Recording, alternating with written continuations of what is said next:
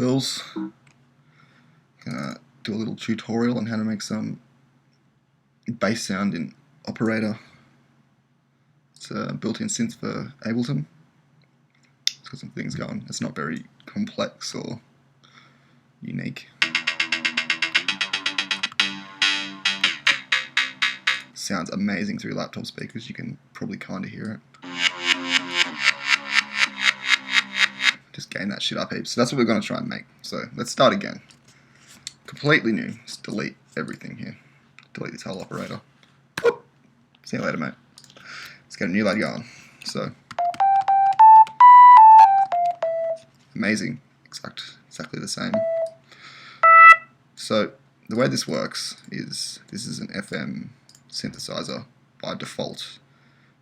We can know this by the routing of our oscillators going in series as opposed to many of the other combinations that are available. Straight line being completely parallel, so no matter, she's just going to get louder because it's just doubling frequencies every time. The same frequencies as well. But in FM mode, the other oscillators will modulate our carrier signal from oscillator A all the way through to oscillator D. Now, to get the filthy bass sound we desire, we should probably start off by going -24 or -36. I like to go -36 because it means I don't have to put sub basses below my sounds.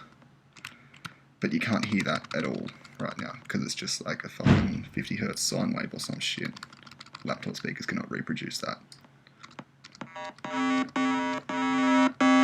So just for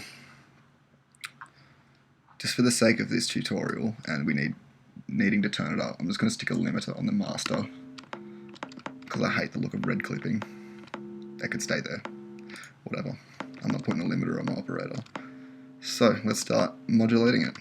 Turn up our oscillators. You can go all the way, but it's too much. We take a little bit from each of our oscillators until we get a pretty disgusting sound. Keep in mind that I'm doing this all on laptop speakers. Now what's happening is all of our oscillators are now feeding a signal through our filter, which is a low pass SVF, one of the gentler low passes, might I add, it's my one of choice. If I'm going to make a wub sound, if you choose other ones, they get really, really filtered. Like, you get nothing out of it. So we'll go ahead and turn our cutoff down to about 500. You get a lot of grunting. Oh, that's stuck. Fantastic. Good on you, Ableton. Now, what we'll do is we're going to activate our LFO to modulate the frequency of our filter. To do this, we turn it on. Second step is we have to change its routing to the filter from the level of our oscillators, because at the moment it's just adjusting amplitude of each of them. It sounds like a really sad fart. So let's turn it onto our filter. And now we're still not going to get much because the rate's super low and there's not much amount. So what we're going to do, we're going to sync the rate to the, I guess it's the BPM of the track, whatever track you're doing. And then we'll turn the amount up a bit to here and we'll get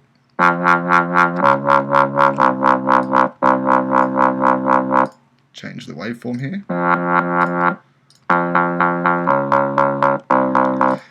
Also keep in mind that this can be a really slow process from beginning to even end, listening to every single little thing that's added in each time you turn a knob.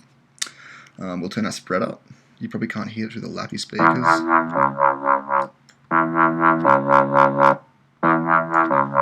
It's like a stereo widening effect, which will just make your sound huge. Huger, not huge straight away. For a lot of my wub sounds, I just like to put the voices straight to 1, because if you ever try to use it They can sound nice. It's like the different rates and of the tuning of whatever you play, or the tuning of whatever you play will make the rate different, and they will never go together in perfect unison. So I just choose one voice for my web sounds. From here out, we could. There's another filter that's kind of cool, which is the notch filter.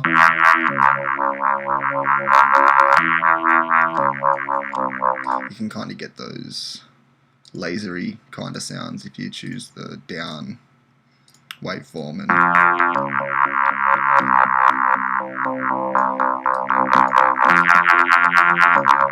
but it can be kind of unpleasant on operator. The notch is not the nicest filter.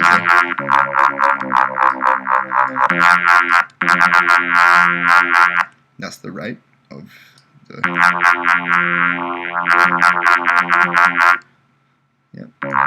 Yep, you get that. Cool. So let's go ahead and chuck an EQ on it.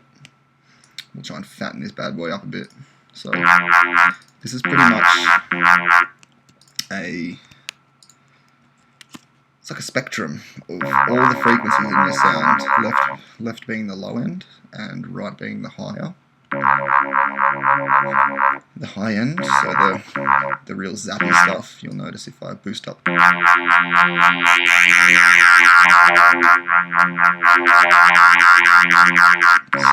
I kind of like to give it a bit more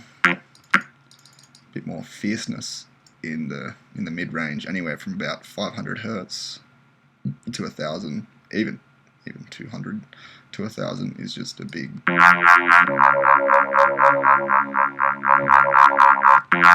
It won't sound huge at first, but the little changes that you make in the beginning, what's going to be emphasized when we add on our saturation plugins. So now I'm going to compress it wherever our compressor is, up the top, alphabetical order. Okay, so I just went to drag it onto my sound. It's a bad habit. What you can do is, as long as you have the clip selected you want to add an audio effect to, you can just double click it in the rack. It'll go directly after anything else you have. Yahoo! Great. Now this is clipping like a motherfucker straight away.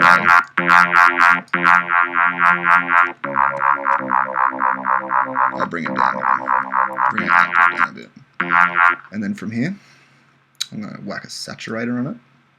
And you won't notice any sound difference at first until you choose either soft, medium, or hard curve. These other ones are kind of a bit more advanced kind of waveforms. I don't really use them often, but analog and soft sound are nice because it just it'll bring out the goodness in your sound without any like grit or kind of poppy, high, annoying, high-pitched sounds. I don't know. It's just kind. It's kind to your bass. And then after this, we're just going to stick an amp on it. Now these can be violent as hell. These laptop speakers can't handle it. So you might want to just turn your bass down. Your trebles, all your... So I don't usually like much of the ya. Take my mids down. Sometimes I even just gain the whole thing down.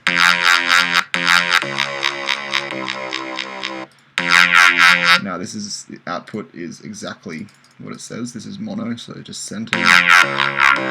It's another spread button basically. So back here, how we have spread, it widens our sound. We widen it even more by turning it to dual. Now that's pretty much it. Oh, we have a notch still, so that's why it sounds like a fucking piece of... Yeah, I gotta stop cutting.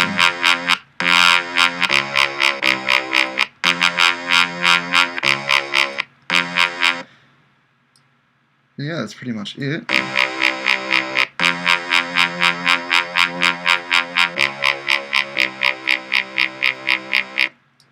If you take a lot more care when you're making it, and you got your headphones on, and you're not intentionally clipping it like I am, and you really take care with your oscillators.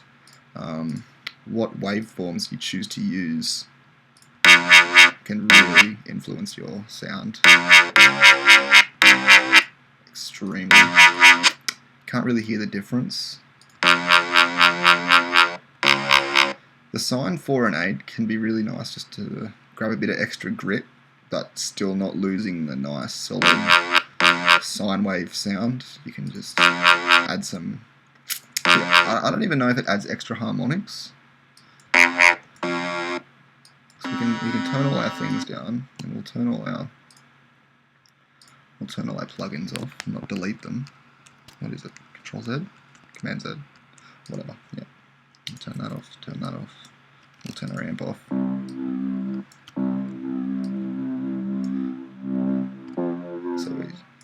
So that's our.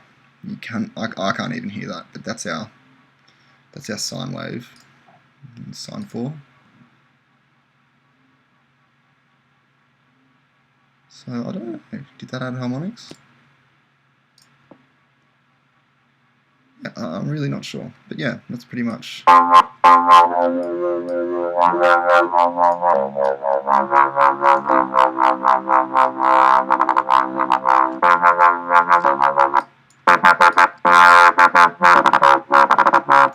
You can get those fat, solid, really whippy wubs if you just turn your amount to 100%, but be careful because it can cut terribly.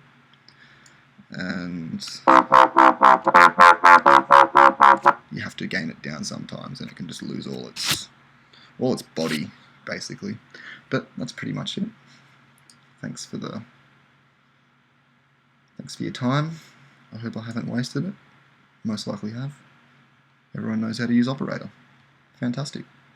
See yous.